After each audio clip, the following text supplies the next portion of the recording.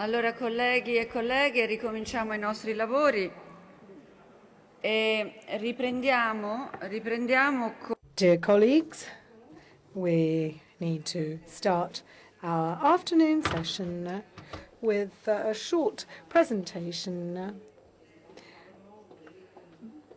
by our colleague Inara Murnice, President of the Latvian Parliament. She'll be illustrating the outlook for the Latvian presidency, and I would like to give her the floor. Thank you.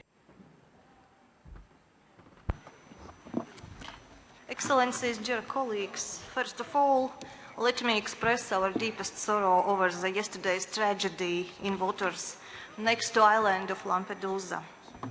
During these days in Rome, we are discussing the most topical issues of the EU agenda.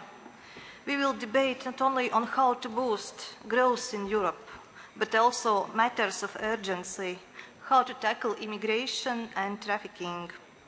The same issues occupy us in Riga, as currently Latvia holds the presidency in the EU Council. Let me briefly inform you about our activities. We are already more than halfway through our presidency. Our three priorities are more safe and secure Europe, competitiveness and growth, digital Europe and engaged Europe. As regards competitiveness, we have found a common approach to European Fund for Strategic Investment. We look forward to the fund becoming operational this year. A strategic step to enhance the competitiveness in Europe is to build the energy union. We are glad that this ambitious initiative was launched in Riga. In March, the Council set concrete steps towards inclusive labour markets, such as quality jobs, adequate income, and career opportunities. Dear colleagues, the Latvian presidency coincides with a critical time in history. Whether we like it or not, Russia's aggressive behavior has become our daily concern. Likewise, both in the south and the north of Europe, we face risks related to migration, terrorism, and radicalization. The Latvian presidency immediately reacted to terroristic attacks in Paris, Belgium, and Copenhagen. We updated our agenda and the list of our top priorities. Now, let me turn to migration issue. Yesterday's events in Mediterranean once more remind that there is increasing instability in our neighborhood. There is a need for speedy EU action. The presidency welcomes today's joint meeting in Brussels of EU foreign and interior ministers. We welcome the Commission's commitment towards developing a new migration agenda. At the same time, we would like to request the Commission to swiftly propose additional allocations to Frontex. Also, the Commission should come up with a proposal to fight against human trafficking. Additional resources should be allocated to countries receiving migrants. Options should be explored for setting up full-fledged search and rescue operations of the EU. We support Italy's proposed declaration on strengthening rescue operations in the Mediterranean. Dear friends, in the EU neighbourhood, we also stress the partnership and integration. During our presidency, we have put our Eastern partners, Central Asia and EU enlargement, in spotlight. The review of the European neighbourhood policy has been launched. Today, we acknowledge that the unity of the EU is being tested. Our solidarity and joint action against Russia's hybrid warfare in Ukraine is a part of our way forward. The unity of the EU has been maintained during the Latvian presidency. We all agreed that sanctions must remain in place until Russia delivers on its commitments under the Minsk agreements. We will continue to insist on complete implementation of the Minsk agreements. And we will do what it takes to ensure that the Eastern Partnership Summit in Riga in May reaffirms the EU commitment to the region despite ongoing disturbances. The work on Riga Summit Declaration is in progress. We believe the declaration should provide ambitious, forward-looking perspective to our partners based on their individual aspirations. Dear friends, the protection of fundamental rights has special value at a time of growing international conflicts. Our citizens should feel greater security. In response, the Commission is planning to present its proposal for the revised internal security strategy, and we will strive to adopt it in the Council by June. The discussions during the Defense Ministers' meeting in Riga also attested to the urgent need to update the external security strategy. We expect the High Representative to start reviewing the strategy. As we live in the shadow of hybrid warfare threats, we need to address the ongoing disinformation campaigns. Therefore, we are glad that the High Representative will prepare an action plan on strategic communication by June. In conclusion, I would like to emphasize that our presidency will continue to work hard to advance our common EU agenda. Thank you for your attention. Thank you very much. Let's open now the second session, dedicata al tema dei diritti. Which focuses on the issue of fundamental rights, which has been addressed in a number of initiatives during the Italian semester. We believe that this is an essential issue for the future of the European Union. And we also believe that the safeguard of fundamental rights and freedoms and the rule of law are the very basis for European integration, as is seen in Article 2 of the Treaty on the European Union, which precedes articles on the single market and other European policies. So I think its position also marks the importance accorded to it. The European Union, dear colleagues, is an area which guarantees the highest levels of protection of fundamental rights. And the awareness of this is of paramount importance in assessing future initiatives which can be undertaken to respond to the new challenges which present themselves with increasing urgency in relation to our internal situation, also the international scenario.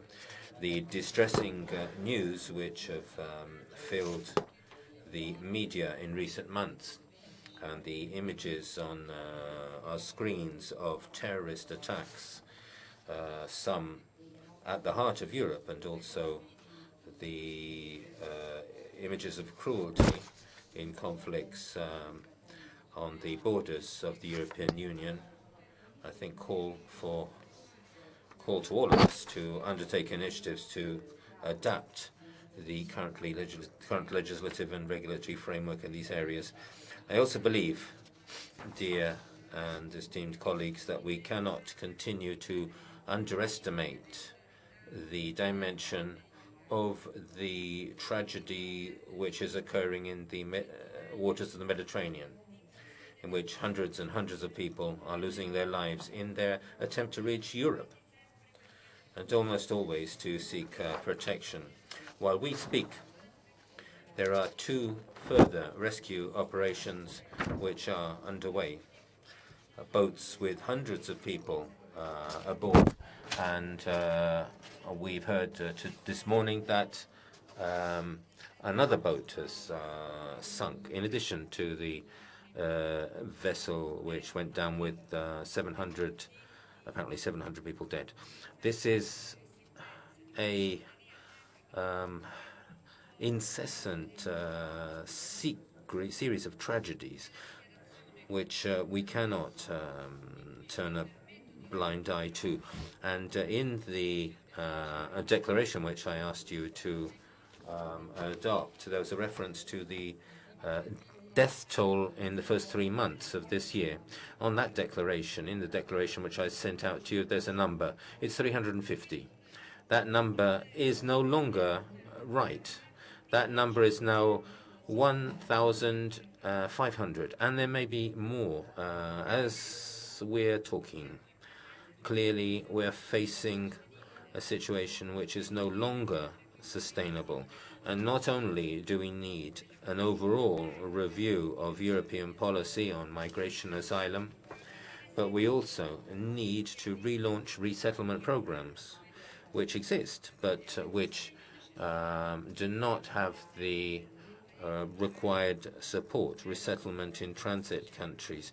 And in addition to this, we need to undertake urgent action to prevent the reoccurrence of these huge tragedies which we are seeing almost on a daily basis, and to rescue those who set out on the Mediterranean in seek of protection from drowning.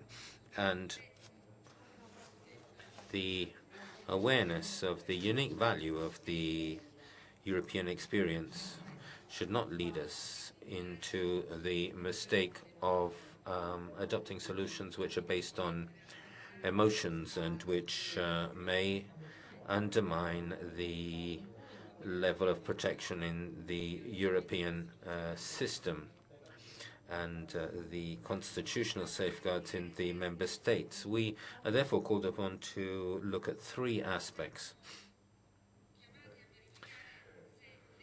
We're called upon to assess whether initiatives recently deployed are adequate to assure the comprehensive respect of fundamental rights on the part of member states, in the possibility that they are serious and systematic infringements.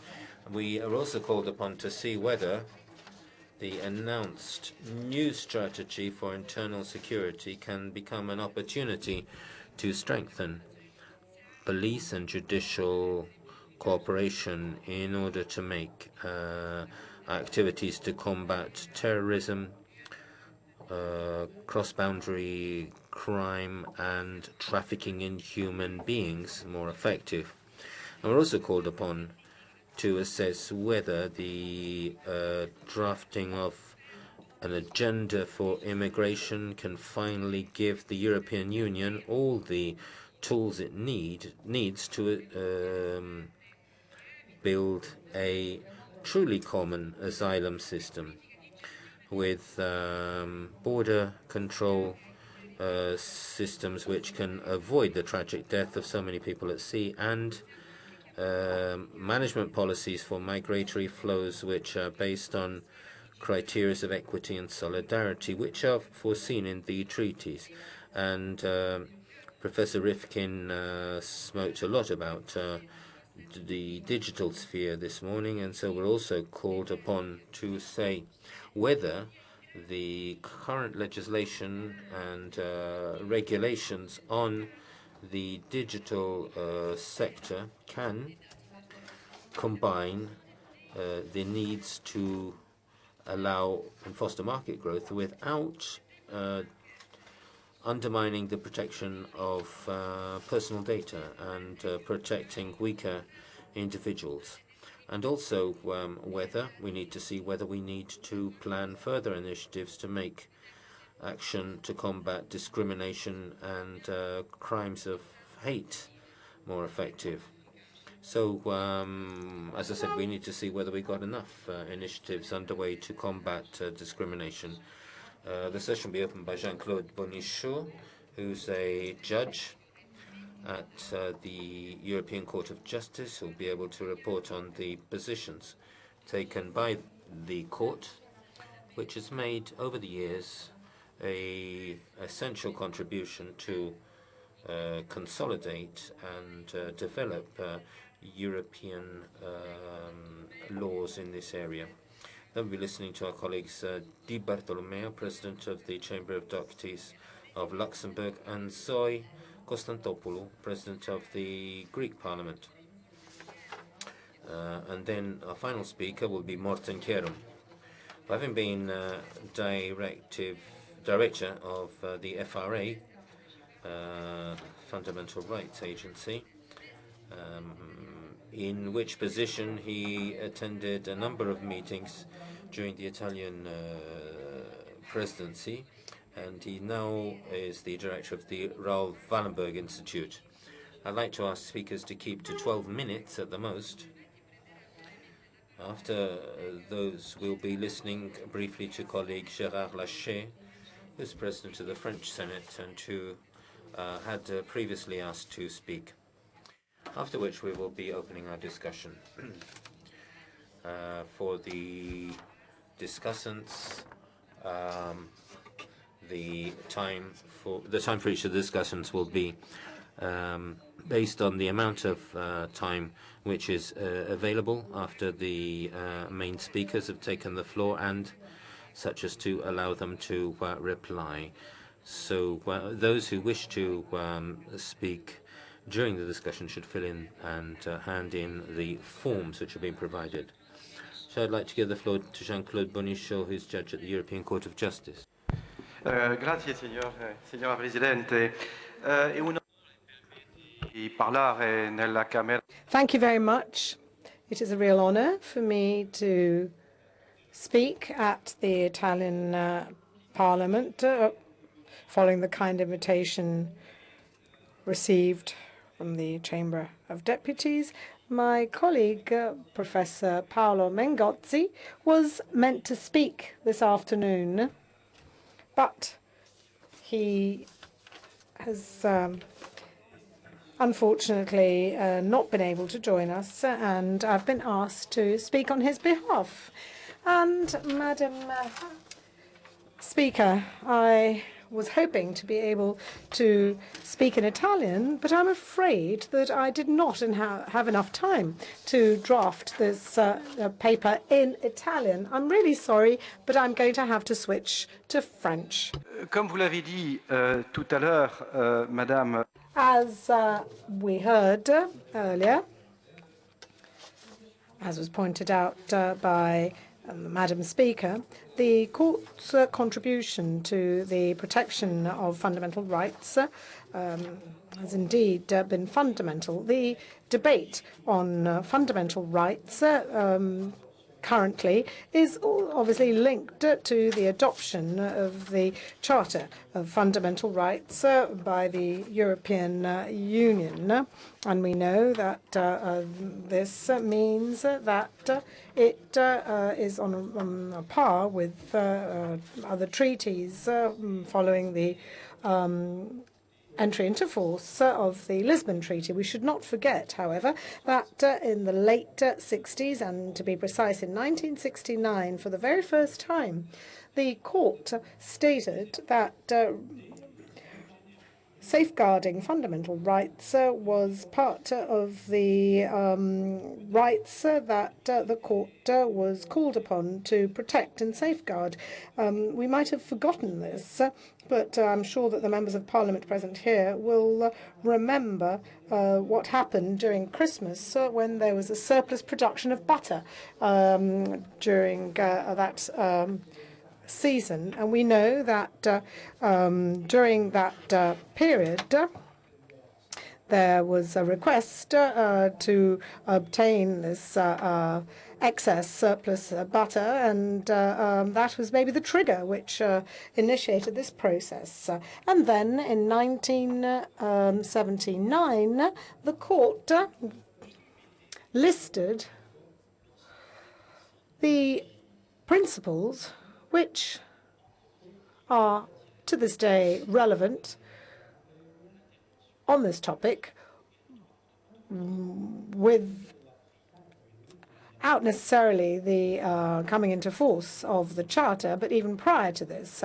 In this ruling, the Court stated that the protection of fundamental rights is part of the heritage of the shared heritage of that of the members of the European Union. So the member states of the community and then the union were not allowed to adopt legislation that was against the fundamental rights as recognized by the international instruments that the member states were parties to. And the court, over 35 years ago, in 1979, stated quite clearly that fundamental rights are not absolute prerogatives, and that there could be restrictions provided that they were proportional in the general interest. And in the same decision in 1979, the court stated that not only were the institutions to respect fundamental rights, but so were member states when they implemented and transposed EU legislation. And this brings us to the wording of Article 52 in the Charter of Fundamental Rights. The court stated that when member states had some leeway in implementing EU legislation, they had to ensure that all of their action was compliant with fundamental rights. And that obviously rights had to be upheld. Subsequently to this, the European Court added two other important elements. Firstly, it is not possible to rule on the lawfulness of an institution's actions making reference to what's regulations and legislations of a member state in its legislation or in its constitution, because this would be against the principle of the primacy of community legislation, and therefore it is fundamental for institutions to fully comply with the respect of fundamental rights. I'd like to move on to the subject of the Charter, if I may. And I will dwell upon this because I'm sure that this is something that you expect with respect to the opinion that was handed down only a few months ago in December 2014, whereby the Court of Justice established that given the current status of the membership instruments negotiated, these were not compatible with the treaty. Just a few words about the Charter of Fundamental Rights of the European Union. This is a comprehensive, far-reaching text that is even more so with respect to the European Convention on Human Rights. It consists of 54 articles covering not just traditional rights, but it also covers other rights that are of huge relevance in contemporary society. Now, this morning we address this topic, i.e. respect for privacy, the rights that pertaining to our modern communication society, and then there is a whole part of the Charter that deals with social rights. However, we need to be wary of any misjudgment based on incorrect perspective. The European Union's Court of Justice, with the adoption of the Charter, has not become a human rights court. In other words, we're not a European Court of Human Rights. We do not consider ourselves as a European Court of Human Rights. We consider ourselves rather as a court that is akin to the constitutional courts or the civil or administrative courts of last appeal, as we have in Italy with the Corte Costituzionale, the Corte di Cassazione, or the French Cour de Cassation. In other words, we see ourselves as invested with enforcing legislation, first and foremost, and not just principles. And in so doing, it must ensure that fundamental rights are respected, as is true of jurisdictions at a domestic level. And the incidence of the European Union's Charter is not because of that limited, because this Charter applies, to use a technical expression, to all of the scope of EU legislation. And whenever states implement so-called union legislation, and I hope you'll apologize if I still talk about community law and European community in my remarks, and I think this is even more appropriate given the fact that the Lisbon Treaty has aimed precisely at communitizing the various aspects that in the past pertained exclusively to domestic legislation. And therefore, we can claim that the Charter is valid in all those cases in which we're talking about human rights. The Charter renews our, let's say, debate on the relationship between the Luxembourg Court and national courts, and in particular constitutional courts.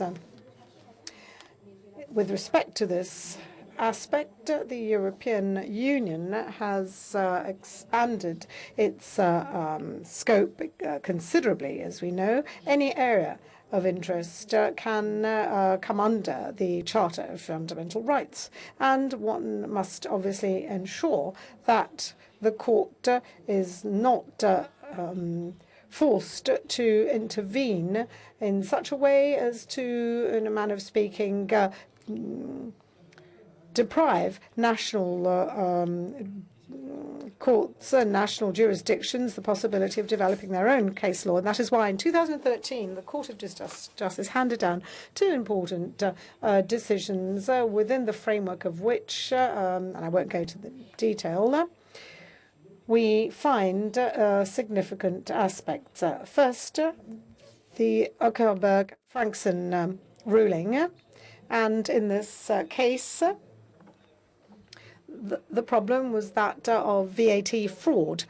And the issue at hand was to establish whether it was possible for an individual to be subjected to criminal and administrative penalties at the same time. The court stated that when it is not possible to apply the union rules in their entirety, the matter is under the jurisdiction of national legislation and the national judiciary, and obviously this means that the protection of fundamental rights is to be guaranteed, provided that obviously this is not counter to the primacy of European law. And this was a case that was referred to it by the Spanish Constitutional Court. And the question was basically that of establishing whether the Spanish Constitutional Court was to apply its constitutional principle, and whereby an individual who is to be judged if found guilty in absentia must appeal in the country in which this was initially decided. And the court, and I will end on this note, made reference to the European arrest warrant in that respect. And the regulations, the rules were quite clear in that respect. There was no possibility of retrial. The states had modified their decision on the European arrest warrant, and therefore the Spanish Constitutional Court stated that there was no case for the enforcement of the constitutional principle. I would like to end by making reference to the opinion of the court on the 18th of December last with respect to the possibility of the European Union being party to the Convention on Human Rights. I'm ready to answer any questions if there are any later, but I would like to point out that in that opinion, the court simply applied the treaty. The treaty provides for the possibility of the Union becoming a party to the Convention, Article 6, but, and we've forgotten this, there's a protocol number 8, which is equal standing as the treaty. There are a number of conditions which are very clearly indicated. The court states that given the current state of things, the conditions are not in place, and therefore this warrants a negative opinion. So my question is whether this prevents Europe from acceding to the convention. Not at all. This simply means that the matter has to be readdressed, and that matters that are still pending must be tackled. Thank you very much. I'm sorry if I've taken up too long. Thank you very much for your remarks. And now I would like to call on Mars Di Bartolomeo, President of the Chamber of Deputies of Luxembourg. Over to you. Cara Presidente. Dear President, it is a dream come true to be able to speak with an Italian surname in the Italian Parliament. Thank you, Laura. And I'll now switch to French because my Italian only gets good after my second glass of a good Italian wine. Thank you, Madam President, for selecting this topic, which is very much in line with the dramatic events at our borders, and means that we cannot just speak about fundamental rights, but we need to be able to apply them. We know that fundamental rights are indivisible and do not stop at our borders, particularly if they concern the lives of hundreds and thousands of people. The respect of fundamental rights, like the inviolability of human dignity, life to right and freedom, right to expression, right of speech, right to free speech, right to education, to work, social protection, civic rights are a core on which the rule of law rests, as well as democracy in the European project. These rights are the result of a long process of civic, legislative, and judicial development. However, they're not set in stone, neither are they poured in concrete, but they're exposed to continuing risks. It is therefore up to democracies to protect, strengthen, and promote these rights within the European Union and beyond it. I've just noted with satisfaction that our wish to for accession to the Convention of Human Rights is not being blocked, and it is possible to unfreeze this proposal, and it's something which we attach great importance to. As legislators, national parliaments are the makers of the national provisions to protect and ensure fundamental rights. In order to promote the respect of these rights at the European level, parliamentary diplomacy has an essential role to play.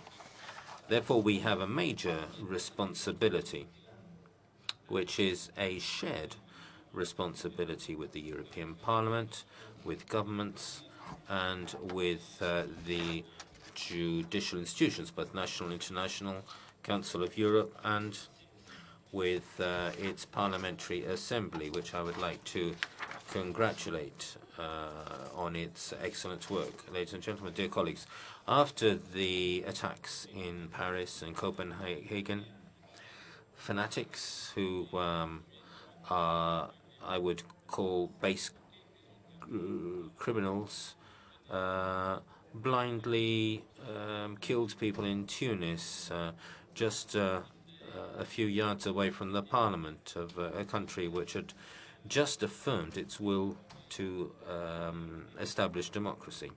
Through their hate crimes, the enemies of open society attack pluralism, the discussion of ideas, dialogue between cultures, freedom of speech, and all freedoms. How can we respond to these attacks against our values? The French authorities reacted brilliantly in showing their determination to combat the criminals and at the same time show their solidarity with victims, and they took a very clear position and to protect our values, and they were followed by millions of people in Europe. In these serious days, the law enforcement forces have also honored their engagement in the service of the rule of law. Even these attacks have impacted us grievously, and even though we cry for the victims, journalists, policemen, hostages, we're convinced that Kalashnikovs and their bullets cannot break down our values, and we will avoid the trap set by the terrorists. As you know, as of the month of July, the Grand Duchy of Luxembourg will be holding the presidency of the Council of the Union. Luxembourg will be among those who strive for a balance between freedom and security.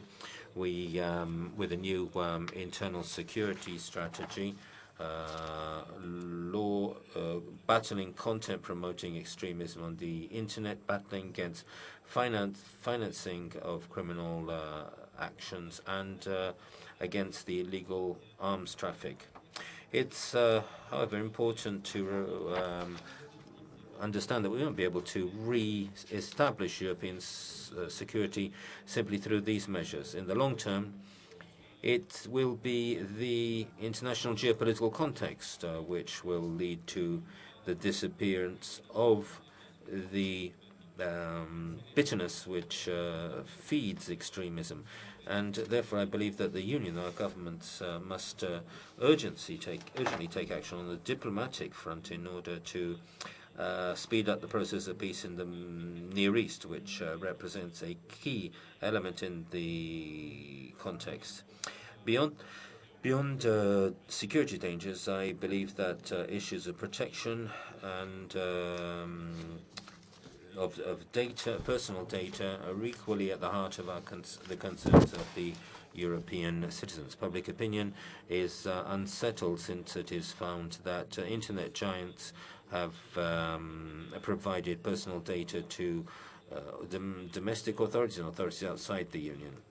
Online services are an integral part of the daily life of so many people, and they cannot live with the suspicion their private life is impaired by giant databases which are accessible with one click. And therefore, I hope that the Council will be able to move forward in the reform of data protection measures, and the Commission will present soon a new directive on data protection for personal data after the 2006 directive.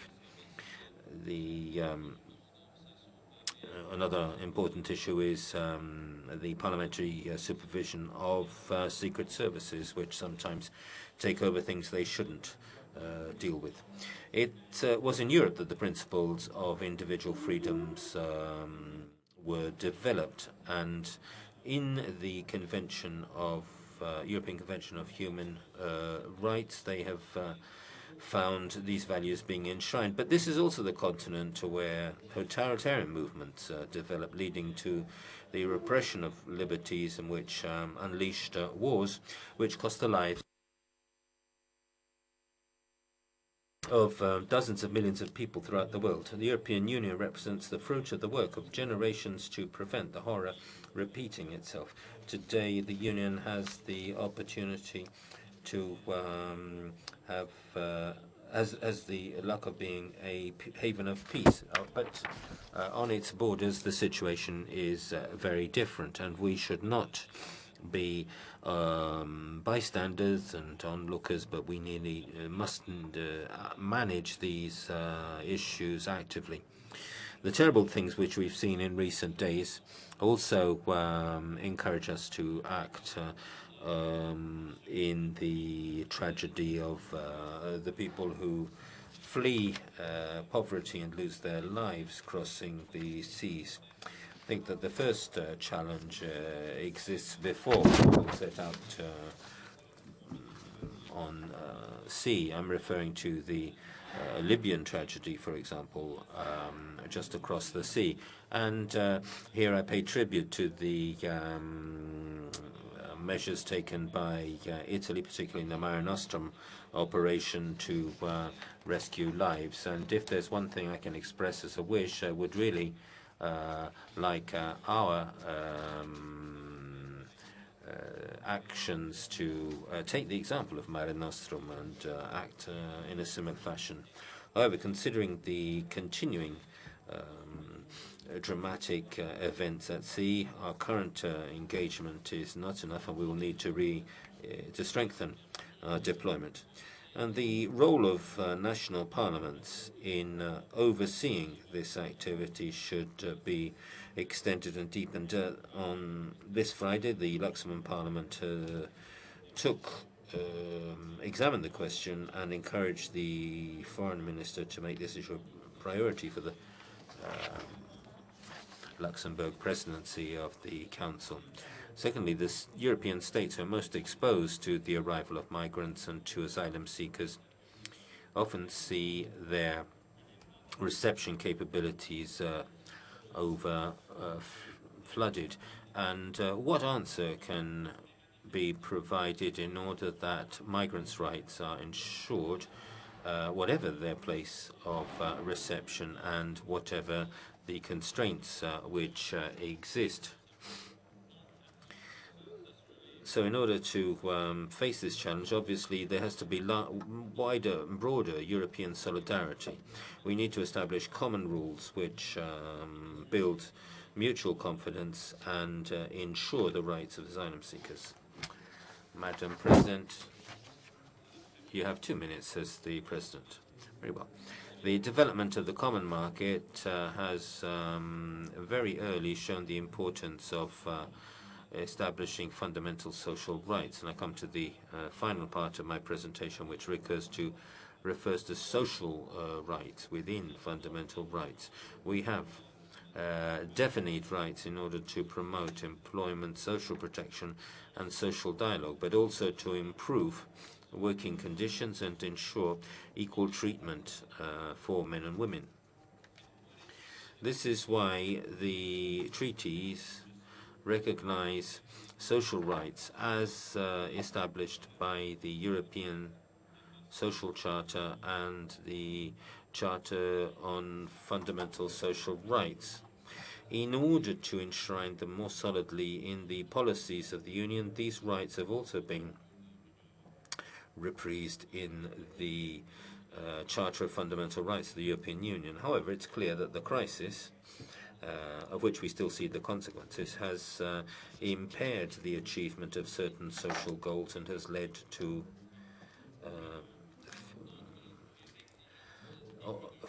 flagrant imbalance between economic and financial requirements on the one hand and social priorities on the other. While the Union has committed itself to combat exclusion and recognize the rights to social aid, the number of people who are poor or face the risk of poverty or social exclusion has increased greatly during the crisis, and we find ourselves very far from the goals of social inclusions which are promoted in the 2020 strategy. This situation is not acceptable. The social rights must be translated into material progress in the everyday lives of people.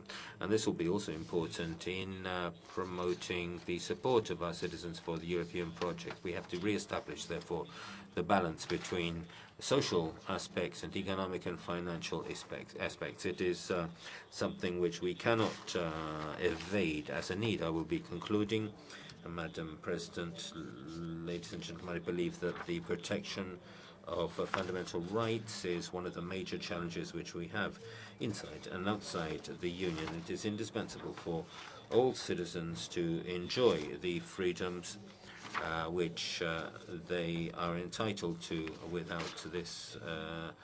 And if there is still a feeling, even if a feeling of security extends, we parliamentarians have to vigorously defend the common platform of human rights and freedoms on which the rule of law and our parliaments rest. And therefore, members of parliament, I conclude, have to be given the resources to assess the impact of new laws on our fundamental rights and facilitate the implementation of early warning systems and a regular monitoring system, and also to oversee the independence of justice, freedom of the press and speech, and also the networking of institutions which share the same values.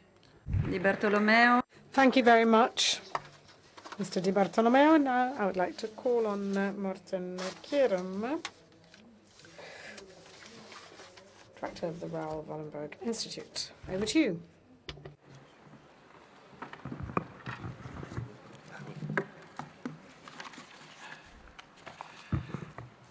Thank you very much, President Boldrini, distinguished speakers, ladies and gentlemen.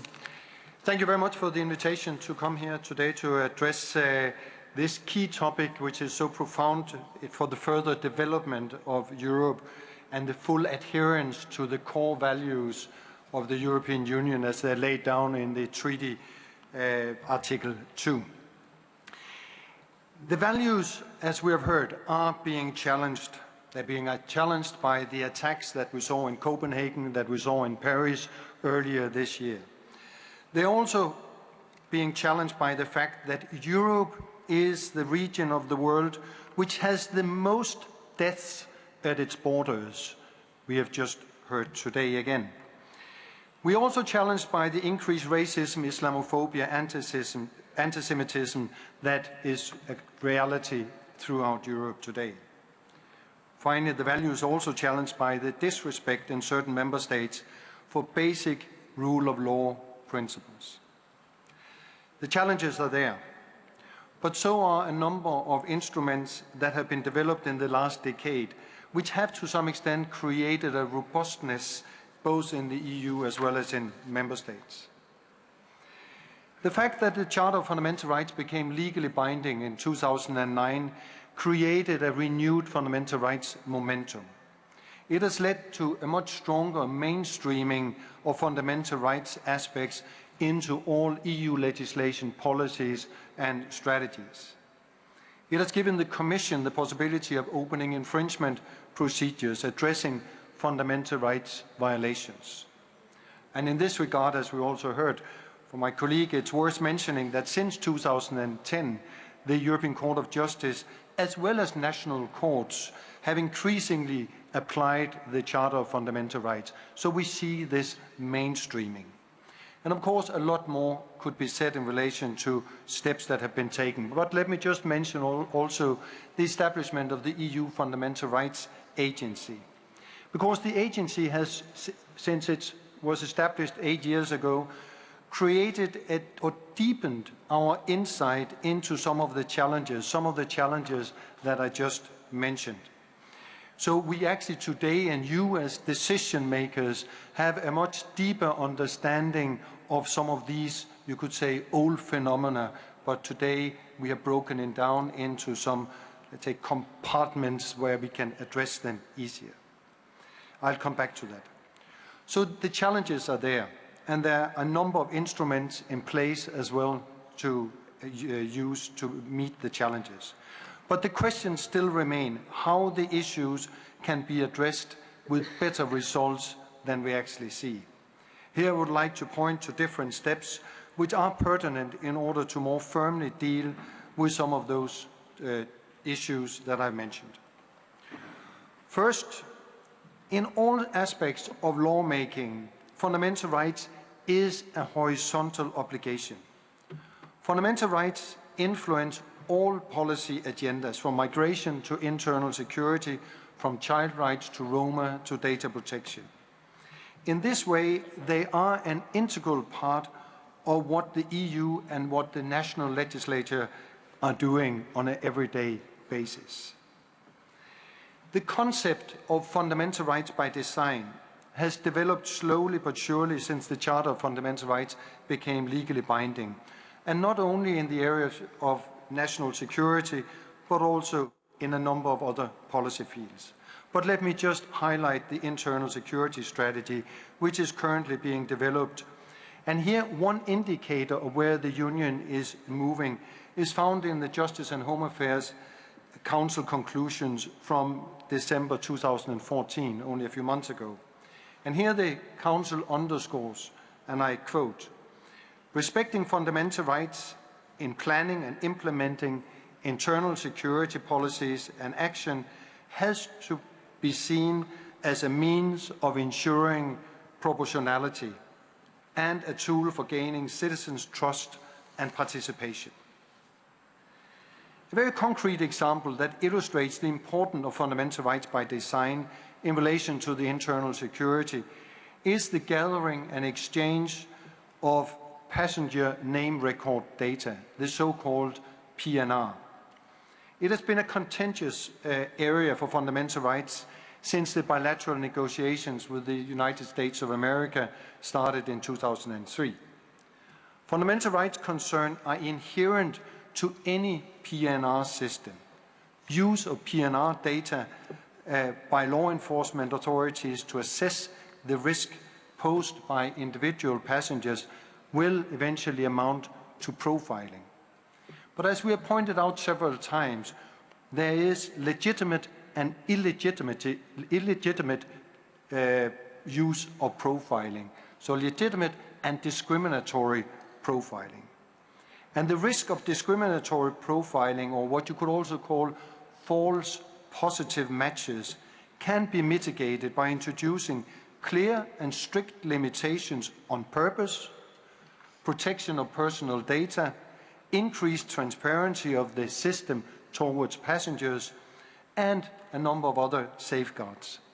The Fundamental Rights Agency established a list of 12 do's and don'ts if introducing a PNR system to mitigate the human rights issues. Let me turn to the second point. My second point relates to the urgent situation in this region of Europe in relation to the thousands of asylum seekers crossing the Mediterranean Ocean. With the tragic deaths just a few days ago, and now we hear another group may have lost their life today. In their attempt to reach Europe, we are again reminded that the borders of Europe are today the borders in the world with the highest number of casualties. So Europe is still in a situation of finding solutions to the most basic element in refugee protection, namely saving lives. First and foremost, European countries need to establish a higher level of solidarity. When countries are confronted with major refugee or migration flows, a system should be in place different from the current Dublin system, which has proven inadequate in such situations. If all 28 member states collaborated fully, the pressures currently felt by a few countries would be eased. No matter whether we are talking about countries as point of entry as Italy, Spain, Malta, or countries maybe further north of final destination. We need to embrace it with all 28 member states. Second, more legal avenues for people to enter Europe could be created in order to save life, but also to reduce the demand for human smuggling and the risk of persons becoming victims of human trafficking. The increased number of resettlement places that recently have been agreed is a very important step, positive step in this direction. But other avenues could be explored, such as student visas, family reunification, private sponsorship arrangements, and other very traditional legal avenues could more frequently be directed towards the refugees in Syria or refugees from other refugee crises. In this way, Europe would contribute more to meeting the global needs of resettling refugees. Thirdly, reception centres could be established across the EU. Common asylum determination procedures and common return programmes for those who do not qualify for protection could be jointly operated. Finally, a system of resettlement within the EU could be established. Member States have spent lots of time discussing mathematical formula to determine the exact number of refugees allocated to each member state and according to which criteria. I think it has to be accepted that no model is perfect, but that a common structure, even if it's a compromise, may help Europe much more than the current approach, the current national approach.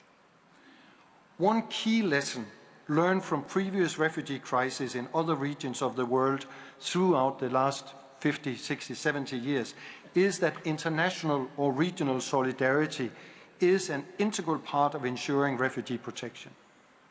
A European refugee protection system would therefore help to save lives.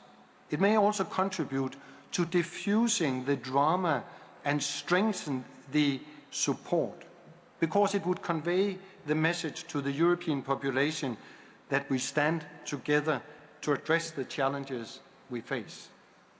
In the end, these challenges should be manageable in an area with a population of 500 million people, or let's say 1,000 people are living in a small community.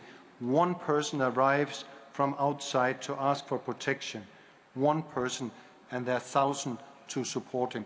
That is the scale that we are talking about. It should be manageable.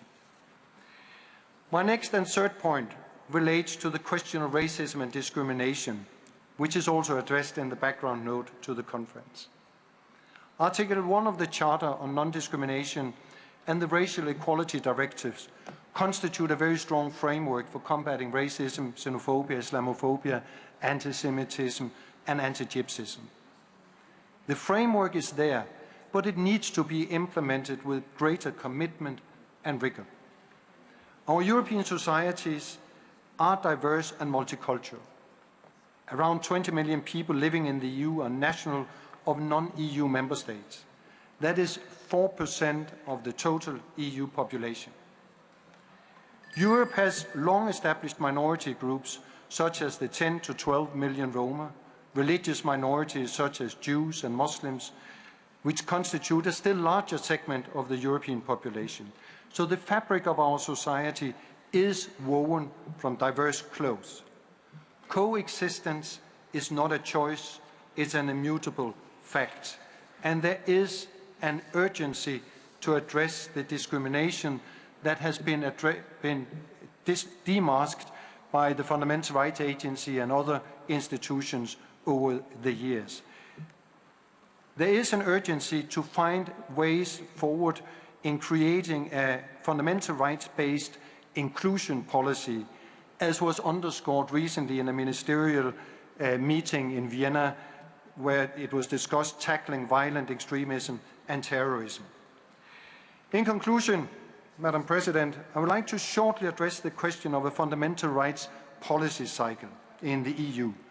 In order to strengthen the overall fundamental rights protection in the EU, there is a need for a more coherent, multi-level cooperation between the EU, national, regional, and local levels. And here, of course, as you, as speakers of the Parliament, are key actors in such a strengthened dialogue.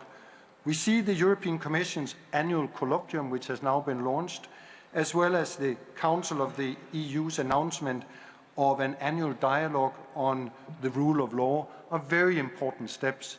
The Fundamental Rights Agency has established now a much appreciated liaison network between all the national parliaments. These initiatives have the potential to advance the debate on how better to safeguard the values that are shared between the Union and the Member States. In the end, in order to create stronger trust between Member States, stronger trust between people and the institutions, and in particular, a higher level of trust between people in the EU. These levels of trust are what in the end encapsulate a coherent and democratic Europe. Thank you very much for your attention. Thank you very much, Director Kjaerum. And now, ora do la parola al... And now I would like to give the floor to the President of the Hellenic Parliament, Zoe Konstantopoulou. Madam President. Dear colleagues, reading the title of our session, The Continent of Fundamental Rights, a Europe of Freedom, Solidarity and Security, one wonders, is this a discussion about the past, the present, or the future? Is it a discussion about Europe as it used to be, as it is, or as it should be? Is it a discussion about the whole of Europe, or about part of it? I consider it an honor to have been asked by our hosts to address you as a keynote speaker on this subject. And I consider it my duty at this conference of the speakers of the European Union parliaments to speak truthfully, honestly, and freely, and appeal to the sense of logic, justice, humanitarianism, and solidarity which is bound to unite heads of parliament around Europe. The respect and protection of fundamental human rights and freedoms is an intrinsic part of the European identity. It's part of the European soul, stemming from the Enlightenment era to the French Revolution, to the Greek Revolution, to the post-World War II period. Europe, the European Union, was conceived to safeguard peace and social justice, to guarantee the prosperity of its people and its societies, and to affirm the equal participation of member states and the equal and prosperous coexistence of their peoples. Europe evolved institutionally through the constant reaffirmation, enhancement, and reinforcement of fundamental human rights and freedoms. However, Europe, as expressed mainly by its executive, banking, and financial branches or sectors, seems to have lost its way during the last 5 years.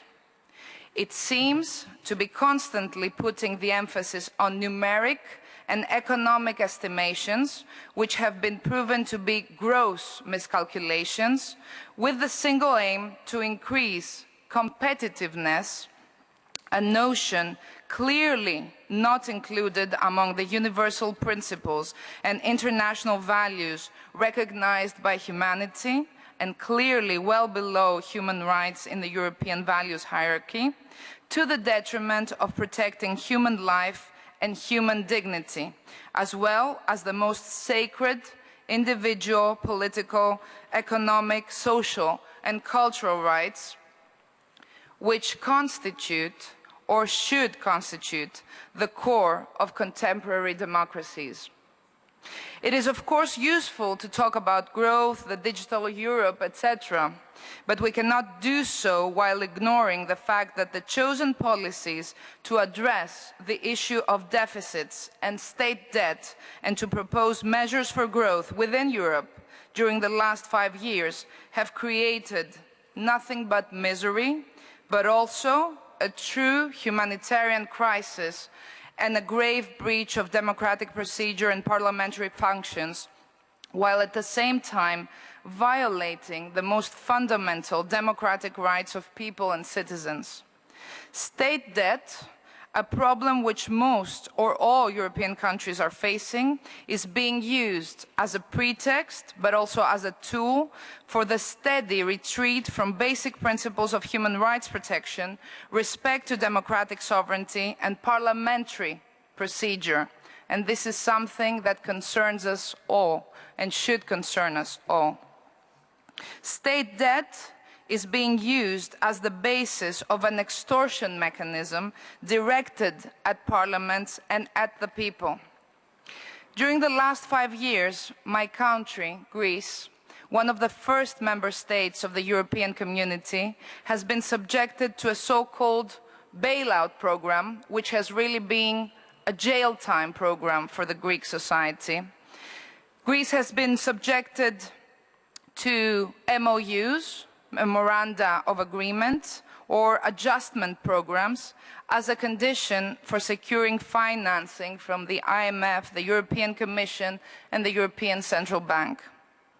The programs consist in austerity measures that, among others, include deep public spending cuts, public sector job cuts, tax increases, privatization of public enterprises, and so-called structural reforms which equal the destruction of public infrastructures. These measures have pushed the economy into recession and have grossly undermined the enjoyment of fundamental human rights. This is not only my conclusion, this is the conclusion of the independent expert on the effects of foreign debt and other related international financial obligations of state on the full enjoyment of all human rights, which was filed in 2003, in 2014, after a visit to Greece. The measures have resulted in monstrous rates of unemployment, homelessness, poverty, social exclusions, and severely reduced access to public services such as education, healthcare, justice. After 5 years of austerity measures, the situation goes as follows, and it's good to know. Unemployment rose from 9.7% in 2009 to 27% in 2015, with youth unemployment reaching the unprecedented rate of 60% and unemployment in young women reaching 72%. Almost 1.5 million people are unemployed in an active population of 3.5 million. A suicide epidemic led to a loss of thousands of human lives out of despair. 1/3 of private sector workers or employees receive less or the equal of 300 euros as a wage. More than 300,000 households live without electricity. More than 500,000 children in Greece live below the poverty level. 44.8% of pensioners receive pensions below the poverty line and as low as 300 euros. Since 2009, there has been an unprecedented increase in homelessness. And structural reforms, we should see what that has meant, have meant cuts to healthcare spending well below the European average, job cuts in the public health sector, closure or merger of hospitals and healthcare facilities, which have undermined the access to basic healthcare, particularly for the poor and the most vulnerable. Time and again, we have experienced periods during which cancer patients did not have access to medicine to combat their illness. Structural reforms have also targeted schools. We have had closure of schools, increased school dropout rates and deprivation of important educational material, as well as children fainting during class out of starvation. All this disaster was imposed through undemocratic methods, such as the insertion of 800-page laws construed in 1 or 2 or 3 articles only, so that members of parliament did not have the option of saying yes to some provisions and no to others. We have had 3 such laws including measures which basically targeted fundamental human rights, and at the same time, in those laws and in others, one finds an extraordinary number of provisions through which fines for tax evasion are abolished, or through which responsibility for large-scale corruption and economic crime is being immunized. It is provided for in Regulation number 472 dated in 2013 that member states of the European Union, subject to a macroeconomic adjustment program, shall carry out a comprehensive audit of their public finances in order, inter alia, to assess the reasons that led to the building up of excessive levels of debt, as well as to track any possible irregularity. My contention to you, as heads of parliament, is that this provision does not only represent an international obligation of member states, it also represents a fundamental right of the European people. And this is a right to be exercised in the name of the living, but also of the next generations. Because at this point, we have children in Greece being born and owing, as babies, more than 32,000 euros. There is a fundamental right to truth about the public debt.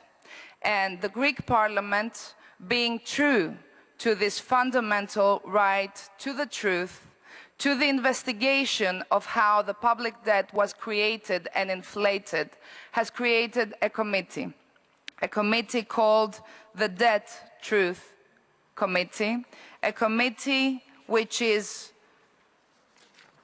destined to investigate the truth about the creation and the blowing up of the public debt, the auditing of the debt, and the promotion of international cooperation of the Hellenic Parliament with the European Parliament and the parliaments of other countries and international organizations in matters of debt, in order to raise awareness and motivate the society, the international community, and the international public opinion.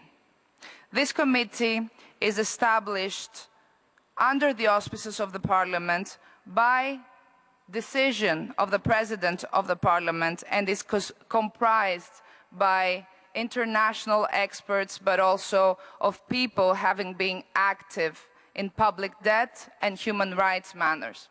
I'm very honored to have with me in the delegation of Greece, Mrs. Sofia Sakorafa, an MEP who is responsible for the relations of this committee with the other European parliaments and the European Parliament itself, and also Monsieur Eric Toussaint, who is responsible for the scientific coordination of the works of this committee. The subject of this committee is, I will need 1 or 2 minutes, Mrs. President. The subject of this committee is the research, the collection and elaboration in an organized and scientific manner of all data associated with the creation and inflating of the public debt in order to define which part and which proportion of it is illegitimate, illegal, or odious, or unsustainable. During, first of all, the memorandum period, so 2010 to 2015, and then looking backwards. We really count on the collaboration and on the solidarity of European parliaments in this quest for the truth and in this quest for justice and social justice. No parliament should ever be subjected again to extraordinary procedures of yes and no. No parliament should ever be subjected again to the direct extortion experienced by Cyprus in 2013, whereby Parliament was required to vote upon certain measures with the banks closed. This kind of procedure grossly violates democracy and gravely undermines human rights.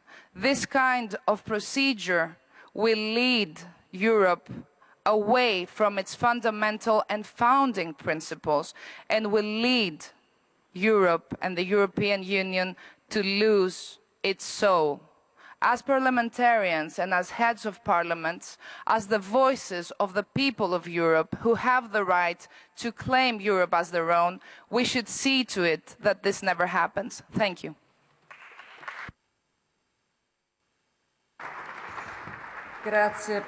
Thank you very much, President Konstantopoulos. We have now come to the end of the speeches, and we have received requests for the floor from 10 colleagues. Before handing over to President Larcher, I would like to remind you that you will only have 3 minutes each, so that there will be enough time for the speakers to reply to your comments. And now I would like to call on Gérard Larcher, President of the French Senate. Thank you. Over to you. Yes, thank you. President, dear colleagues, after May 2014, after our Belgian friends, there were terrible terrorist attacks in France in January, followed by Denmark, and then Tunisia. Throughout Europe and the immediate neighborhood of Europe were affected by the terrorist scourge in France. And with Karl Batlon next to me, I'd like to thank all speakers of Parliament for the solidarity which they've shown to our country and to both of the chambers of our Parliament. We've, on the 7th of April, in addressing the President of the Tunisian Assembly, who we received at the Senate, we expressed all our support. That country, like our country and many other countries, have been attacked at the heart of their democratic process and the building of democracy in Tunisia. This terrorism attacks journalism and cartoonists. It attacks a fundamental freedom, the freedom of the press and the freedom of opinion and freedom of thought. It kills people simply because they're Jews, and they want to introduce discrimination, acting against Article 21. They want to destroy our democratic societies. But I want to say, with great sympathy to the Greek Parliament, much more than the ECB, which I don't think is yet on the list of terrorist organizations. I think that we have to be clear in speaking to each other as speakers of Parliament. On the 30th of March at the French Senate, we had an interparliamentary meeting on the means to combat terrorism. People who were involved were taking part: the Bundesrat, the Cortes in Spain, the Danish Parliament, the House of Lords, the Sejma of Latvia, which will be ensuring the presidency of the European Union. All present, and we drafted a common declaration, and in order that priority actions be adopted on the European level. We stress that Frontex should be afforded a coordination role within Europe, because terrorists are targeting the fundamental values of the European Union. These values are values which we share. Article 2 of the treaty sets them out clearly. The Union is founded on the values of respect of human dignity, freedom, democracy, equality, and the rule of law. The basis is the respect of human rights, and we cannot be, and there are also the murders in Kenya people who were targeted because they were Christians, and the fate of the Eastern Christians, who we cannot neglect in our concerns for fundamental rights. In certain areas, terrorists make use of organized crime, particularly human traffic. They exploit human misery and generate chaos, and they move thousands of people with no thought of the danger they're exposed to. They use them as pawns in their process of destabilization. These are new forms of trafficking and slavery. Yesterday, as you mentioned, Madam President, hundreds and hundreds of people drowned, and hundreds saved by the Italian Coast Guard or merchant vessels. Faced by these migratory dramas which shock the European conscience, Italy is in the front line, and we cannot leave Italy alone on the front line facing this. We cannot leave the central and eastern Mediterranean to have to face up alone to a problem which affects Europe as a whole and which impinges upon our fundamental values. We cannot, my dear colleagues, accept that Frontex is only funded by a third of the members of the European Union. How can we do anything with 116 million euros budget? In combating illegal migration, the European Union has to mobilize. We have to deal with the effects, but also the causes. We have to combat the networks of traffickers, and we have to stabilize countries at the source of immigration, particularly countries in sub-Saharan Africa, which have been made fragile by terrorism. France has a military presence in a number of these countries in order to stabilize them, and my thoughts go to the soldiers who've been deployed there. We have to establish strong relations economically, socially, but also on the security level with these countries. And therefore, in the name of common values, citizens are also entitled to demand that their security be established. You cannot have freedom without security. The Charter of Fundamental Rights states this clearly, stating that all people are entitled to freedom and security. Our common space of freedom is also a space of security and justice. It is the responsibility of states. It is the responsibility of Europe. But we do not do enough to respond to this double obligation on the practical level, and that's why we have asked for an instrument for the internal security in Europe. We think that the number of measures should be undertaken to strengthen the borders of the Schengen area, to combating arms trafficking and the funding of terrorist activities, greater cooperation with Europol and Eurojust. You mentioned this, Madam President, with the establishment of a European prosecutors department in order to and also measures to de-radicalize jihadist people with jihadist movements. And there's a massive recruitment undertaking on the internet.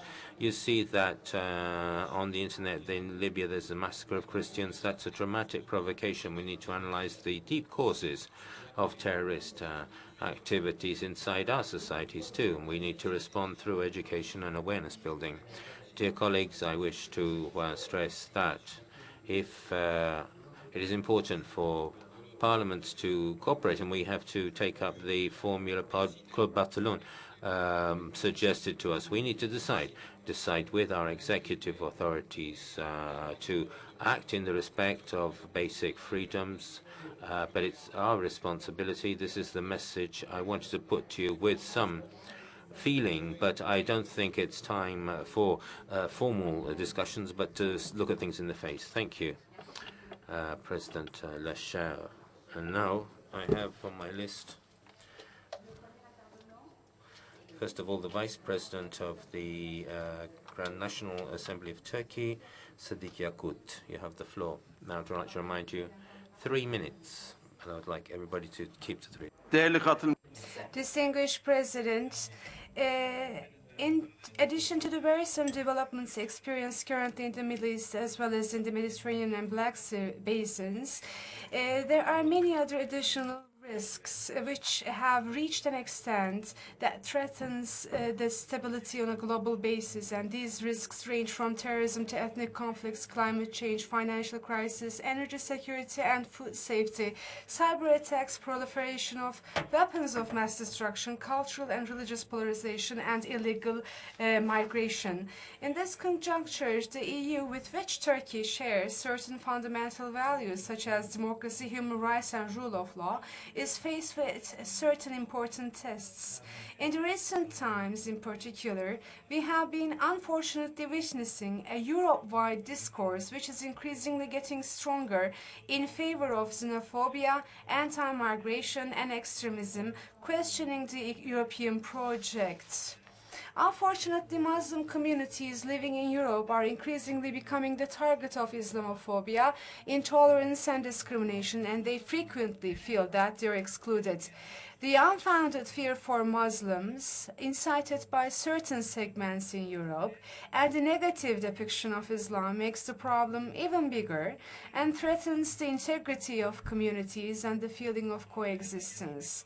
It's interesting to observe that only 2.5% of the population in Saxony in Germany is foreigners, and only a small percentage of it is Muslim. As you know, the state of Saxony is the base for Islamophobic Pegida in Germany. Pegida could not penetrate into the western states of Germany. We happily saw that many responsible German politicians and Chancellor Merkel in particular have adopted a determined stance against these people. A significant majority of German people do not accept Pegida either. For us, this is an important matter that has priority. Nonetheless, Turkish people form a significant proportion of Muslims living in majority of Western European countries. Therefore, the main target of Islamophobia and resulting attacks is our people. Our civilization tells us that if you kill one person, you kill the whole mankind. In the example of atrocious attacks in January this year in Paris, it is not acceptable in any way to use Islam as an excuse for violent attacks, because Islam is a religion of peace. We expect our European friends not to allow for populism and to adopt an approach that aims for a shared future for our people, rather than a short-acting political discourse. At the end of the day, both Islam and Muslim community are permanent in Europe, which is our collective home. As you distinguished parliamentarians know very well, pluralism, encouraging and increasing migrants' participation in politics and increasing participation are a few of the most influential solutions for these problems. Today, the total number of Syrians living in Turkey has exceeded 1.7 million people. Food and non-food items are provided to 250,000 Syrians living in camps set up in Turkey. We provide them healthcare, education, psychological support, vocational training, and social services. Furthermore, Turkey provides them temporary protection for free healthcare services and to 1.4 million Syrians living outside the camps in Turkey. Thank you very much. Bene, ringrazio I would like to thank President Yakut for his remarks, and now I would like to call on the President of the House of Representatives of Cyprus, Yanakis Omiro. Dear colleagues, the Charter of Fundamental Rights of the European Union that sets out the rights and freedoms which every European citizen should enjoy through the various community policies and strategies constitutes the guidebook of our efforts for consolidating a Europe of fundamental rights, freedom, solidarity and security.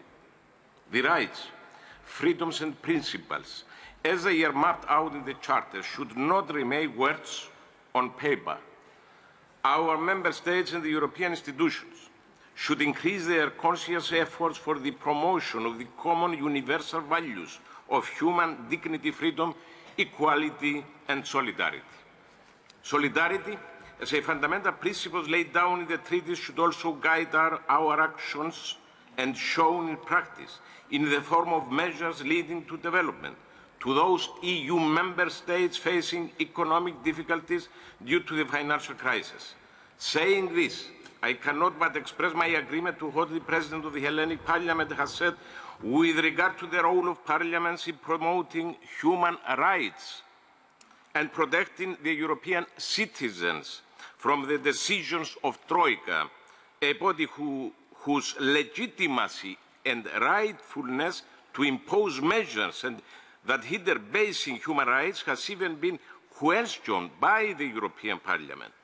Parliaments, by exercising parliamentary control and scrutinizing, can contribute to the protection of the rights of their citizens and prevent occurrence of similar situations in the future.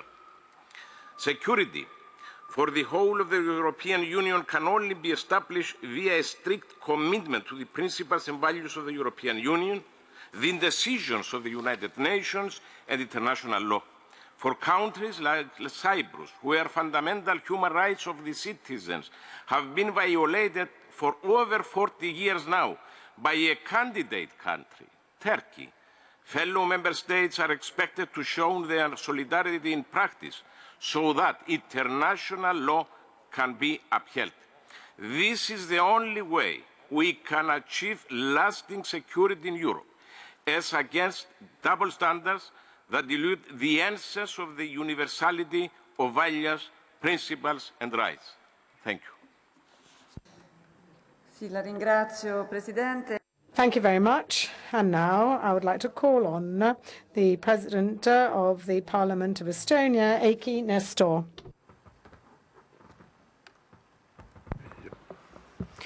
Dear colleagues, Madam President, I must tell you that I will turn 62 on this September, and almost 2/3 of my life I don't have any fundamental rights. I even don't have a right to ask them. That's why I want to say that the Berlin Wall separated not only the people and ideologies, it was the dividing line between democracy and anti-democracy, the line between respecting the fundamental rights on the one side and the lack of any rights on the other. The title of our session, The Continent of Fundamental Rights, marking the European Union's responsibility for the entire continent. Democracy, rule of law, civic freedoms and human rights have been attractive for the states in the eastern part of Europe. It's still attractive for the EU neighbor states that are involved in Eastern Partnership programs, especially for the people in Georgia, Moldova and Ukraine. The Russian military intervention to Georgia in 2008 and to Ukraine in 2014 and the occupation of the part of their territories has caused the greatest security threat in Europe after the Second World War. The reason for the military actions by Russia was the wish of the people in Georgia and Ukraine to develop democracy in their countries and to become more politically and economically aligned with the European Union. This is a normal desire for the citizen in Europe to use and enjoy fundamental rights. The EU has no rights to distance from our partners from eastern part of the continent because the Kremlin does not like what the overwhelming part of people in these countries want. During the past decade, Moscow has seen the democracy has threat to its own security. Therefore, the EU has to take even more responsibility towards our eastern partners. Of course, we know that in all these countries, in Georgia, in Moldova, in Ukraine, there are a lot to do. But it's very important to ratify the EU association agreements with these countries in the nearest future by all European parliaments. It's European common interest, and it's a big leap on the way to guarantee the fundamental rights in all our continent. Thank you. Thank you.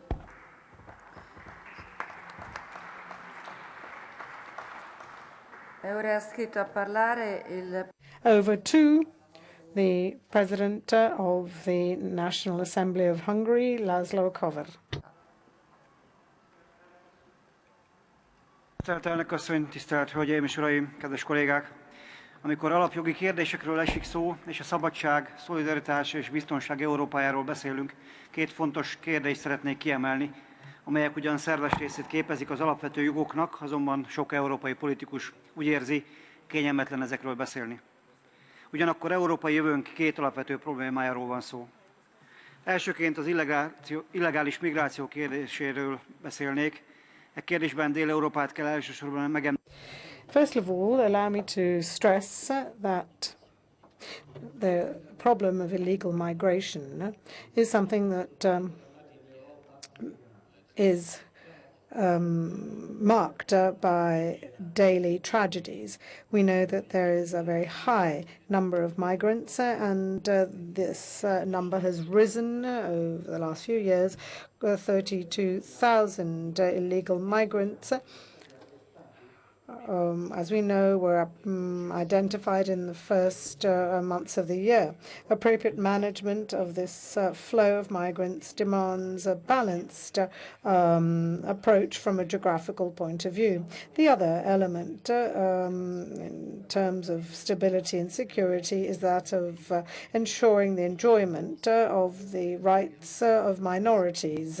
This has to be guaranteed because this is a fundamental element for the diversity of Europe.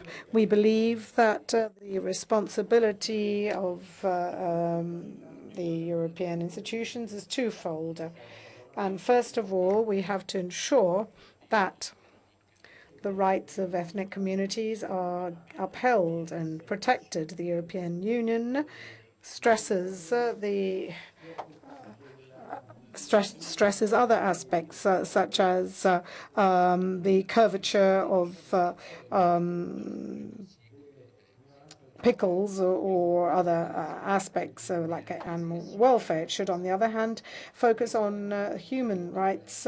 We have to ensure that there is full respect for human dignity and guarantee adequate resources to protect the rights of all of our citizens and ensure that there is full respect for cultural and linguistic minorities. I would like to note that it is deplorable that in September 2013 there was no acceptance of the Tapasel initiative for the diversity of peoples. Hungary is a member of the European Union and stresses the importance of ensuring that everything is done without double standards. We therefore have to guarantee that fundamental rights are protected. We don't need a new mechanism for monitoring the full enjoyment of these rights. We have the necessary means, and we believe that the conclusions of last December's meeting, the General Affairs Council, is sufficient input for this purpose. Thank you. Thank you. Mr. Cover, allow me to point out that most of the people who come by sea towards Italy are asylum seekers. They apply for asylum status. Consequently, we're talking about people who are seeking protection. So we're not to talk about illegals or illegal migrants. These are people who, for the most part, are fleeing from wars, persecutions, violation of human rights. They are consequently asylum seekers. And as you know, I'm sure, they are safeguarded by the 1951 Geneva Convention. And now I would like to hand over to the President of the Parliament of Albania, Ilir Meta.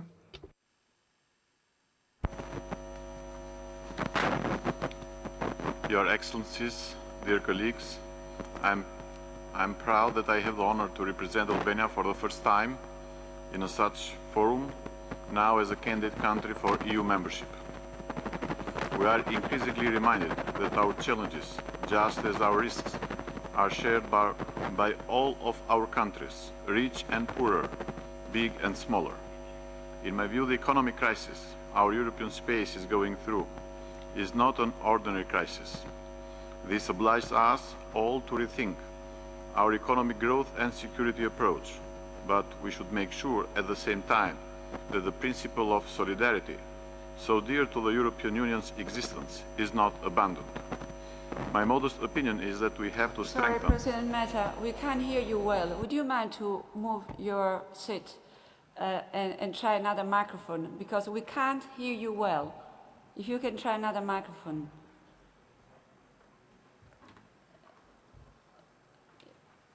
Yeah, let's try this one if you don't mind, because it's really hard to hear you properly.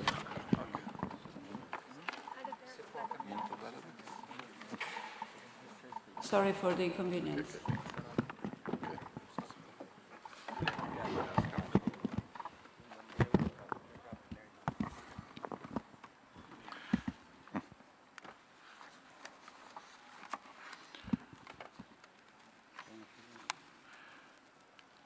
This obliges us all to rethink our economic growth and security approach, but we should make sure at the same time that the principle of solidarity, so dear to the European Union's existence, is not abandoned. My modest opinion is that we have to strengthen our mode of cooperation for a more secure future, instead of withdrawing into our own restricted spaces. We have seen over and over again that in times of crisis, unemployment and lack of investment creates a fertile ground for the decline of social rights, and our so precious solidarity is threatened. As the gap between North and South, West and East is still very evident today, it makes solidarity even more necessary. Rebuilding walls and barriers will prove to be counterproductive, despite the difficult moment European countries are going through. Coming from a country which knows very well how detrimental isolation can be, we are well placed to advocate for the preservation of freedom, mobility, and for the completion of the entire European project, an Europe with all its regions integrated in it, including also all the countries of the Balkans. Crimea and Ukraine is a bitter reminder that all geopolitical interests are still at play and that our continent's security can still be challenged.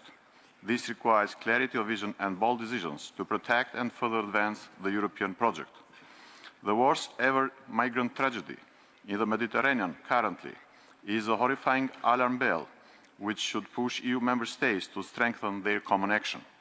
With illegal migration tactics, organized and trans-border criminal activities getting smarter every year, we in Southeast Europe, as an area of transit across major European corridors, feel that we have to accelerate our European integration path.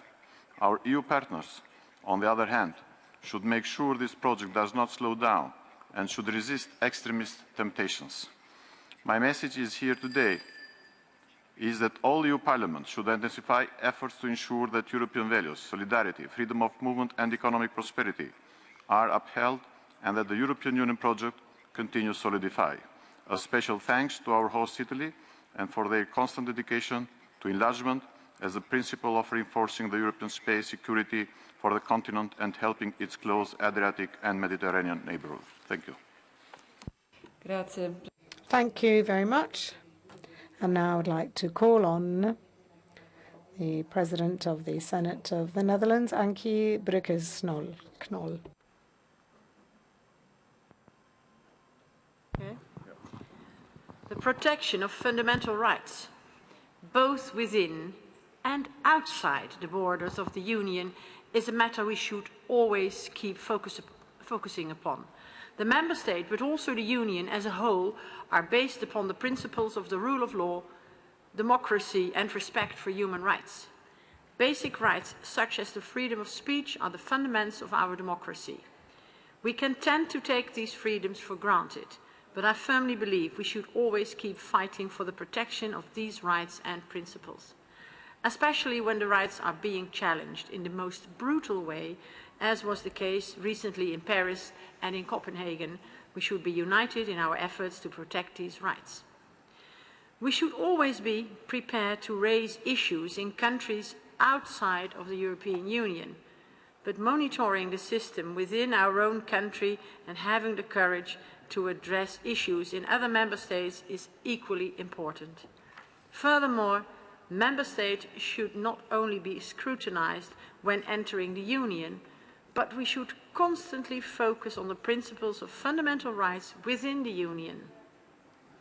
Only then can the European Union and its member states oust opinions about the protection of fundamental rights in countries outside the EU. In short, we should practice what we preach. Both the Commission and the Council are now developing a culture of dialogue to address those member states that have difficulties in maintaining the rule of law. But we as parliamentarians should equally feel the responsibility to explore ways to address each other when we see that fundamental rights are being violated. The Charter of Fundamental Rights of the European Union does not only contain provisions on more traditional fundamental rights such as freedom of speech, but also aims to protect the social rights of the citizens of the European Union. I am convinced that we should pay constant attention to the protection of these rights. Employment, education and healthcare are examples of matters that are of the greatest importance for the functioning of a society. The Senate of the Kingdom of the Netherlands has for years paid attention to the synergy between the different institutions that function in the area of the protection of fundamental rights in Europe. The Senate attaches particular importance to the fact that the EU does not merely duplicate the work of the Council of Europe. It is important that the Council of Europe, the EU institutions, and the EU Fundamental Rights Agency should be complementary in their work and enforce each other. Thank you.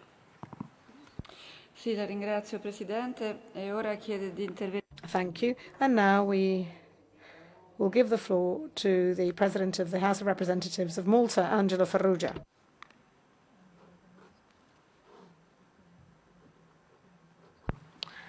Thank you very much, Madam Chair. First of all, I want to express my deepest sorrow over the mass genocide. That is what is happening in the Mediterranean, mass genocide organized by these human traffickers in our shores close to Malta and Italy. And I want to thank in this Parliament the Italian authorities and my authorities of collaborating together to address this problem alone. In fact, this morning, the Prime Minister of Malta, Joseph Muscat, met the Premier Renzi to discuss further how we should face and we should think about to address properly this problem of the irregular migration, which is now certainly a European problem. And that's why I now want to address the aspect of human rights. I mean, we are talking about human rights, and we are proud of being part of this 500 million of the European Union. We are proud that we are protecting our human rights. We believe in the concept of peace. We believe in the concept of unity and the concept of prosperity. But what about those who have to be granted, who have to be protected their human rights, and they have no voice? They cannot not even show their hands, because now they are either dead or they cannot speak because they are victims of these human traffickers who have very strong hands and very potential power, even in our mainlands in Europe. So what I am suggesting is, in this short intervention, Madam Chair, is that we should define properly where we want to go. Either we have to have human rights first class for the first class citizens of Europe, or we really believe as a continent that we have to have first-class human rights for everybody. That is both Italians, Maltese, Europeans, irrespective of the people who come to our continent. And if we don't define what actually we need to do, if we don't define the enforcement that is truly guaranteed, then we cannot have proper human rights being addressed. And now I'm talking about who commits the crime. Crimes against humanity. Genocide is a crime against humanity. When you have 900 people dead in one instance, and why I'm talking now, we have 3 other boats who are in a crisis. Another boat was wrecked in the island of Rhodes. I think Europe must now act very forcefully. And I conclude that we, as parliamentarians, should see that there is a well-scrutinized mechanism to ensure that Europe really addresses human rights to all. Thank you very much. La ringrazio, Presidente Farrugia. Thank you very much, President Farrugia. And now we will give the floor to the President of the Senate of Poland, Bogdan Borusewicz. Over to you. Madam President, we have three issues, three problems, not from today, of course, that touch upon, forcefully touch upon our continent of fundamental rights. Three problems on our EU borders. The first problem is the following: Russian aggression against Ukraine. It is a war between two countries, two states. These are not skirmishes. These are military operations between two states. They have lost impetus recently, but don't be lured. You will still have that problem to face.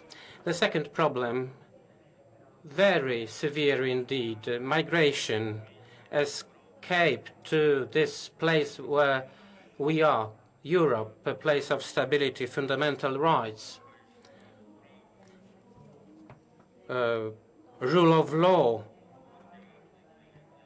escape from sub-Saharan Africa, but not only from there, with the destabilization of the state of Yemen, yet another state and migration therefrom.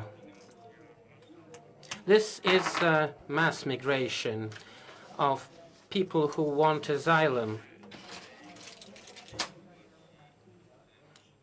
Of course, in that situation, individual countries cannot face up to the situation alone, including Italy. So we need a joint asylum and migration policy, because we cannot stop this problem, get rid of this problem only by different barriers, backstops. We cannot prevent people from coming to Europe and want to settle in Europe. I believe that the EU members, they should engage in a larger scope in those maritime operations to rescue those confronted with the ultimate choices, because there are such situations. And we have a third problem: terrorism, parastates, terrorist attacks, and we hopefully this attack against Charlie Hebdo did not trigger off an anti-Islamic upheaval in France.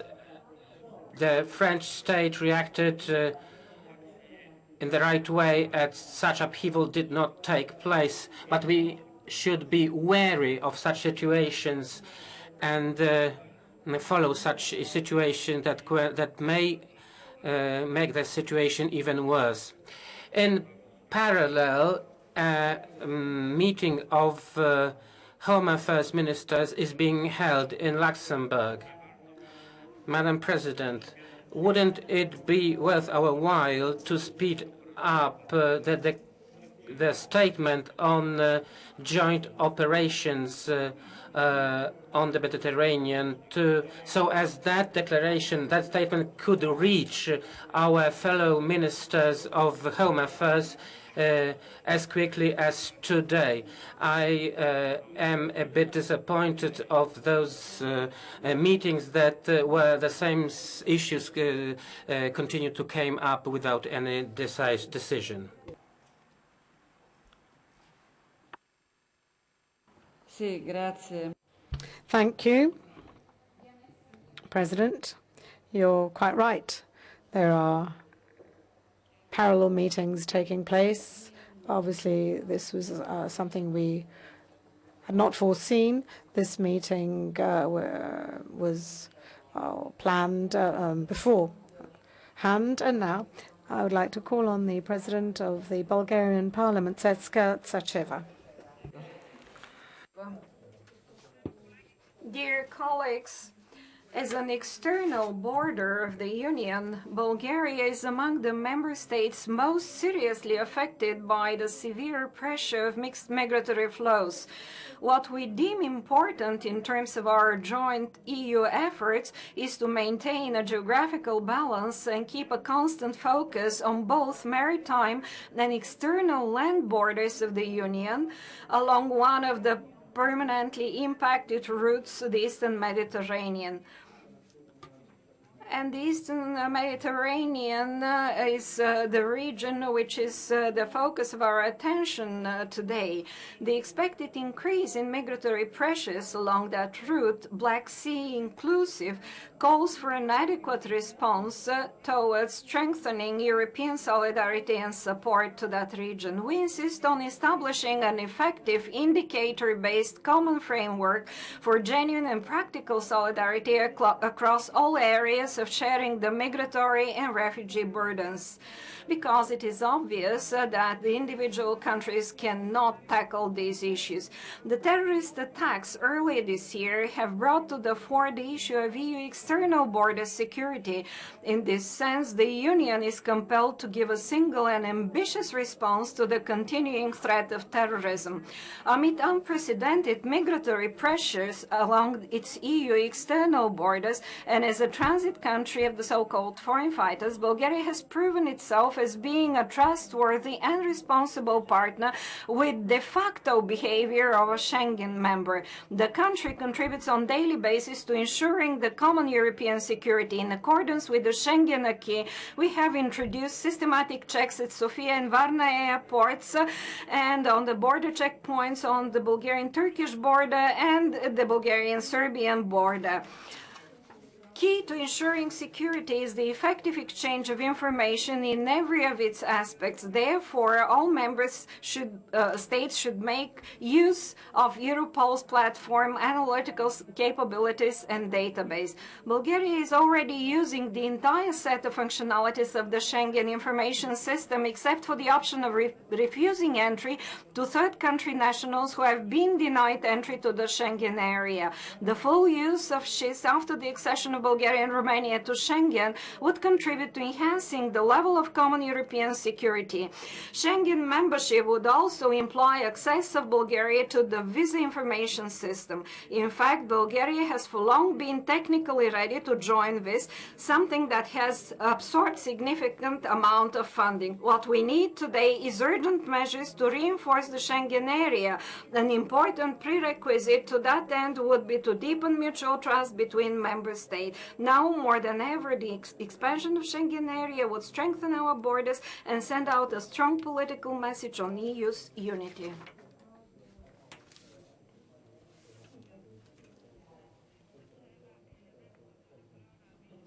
Del Parlamento Europeo Antonio Tajani. Prego.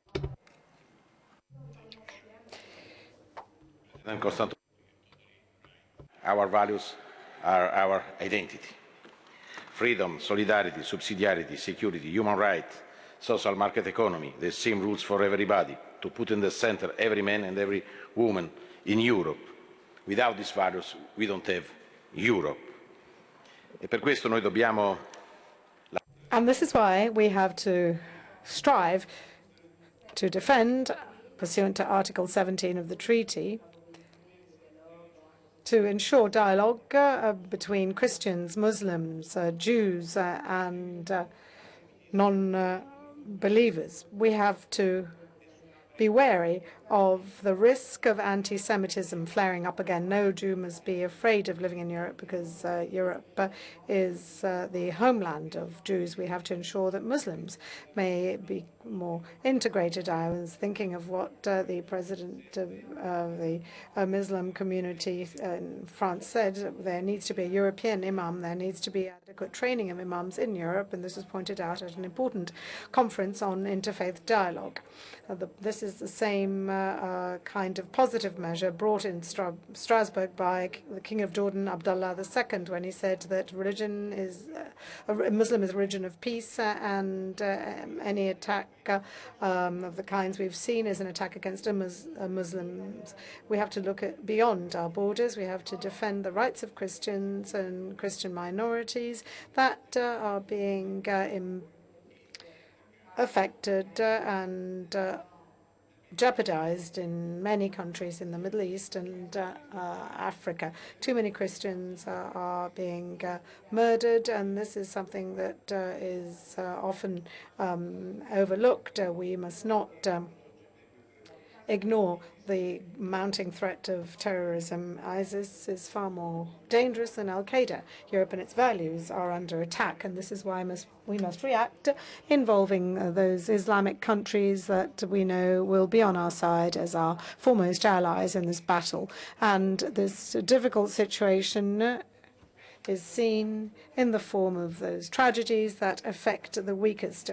The victims of these disasters at sea are fleeing from wars and persecutions. We've seen Christians being killed on board these boats that are in the hands of human traffickers.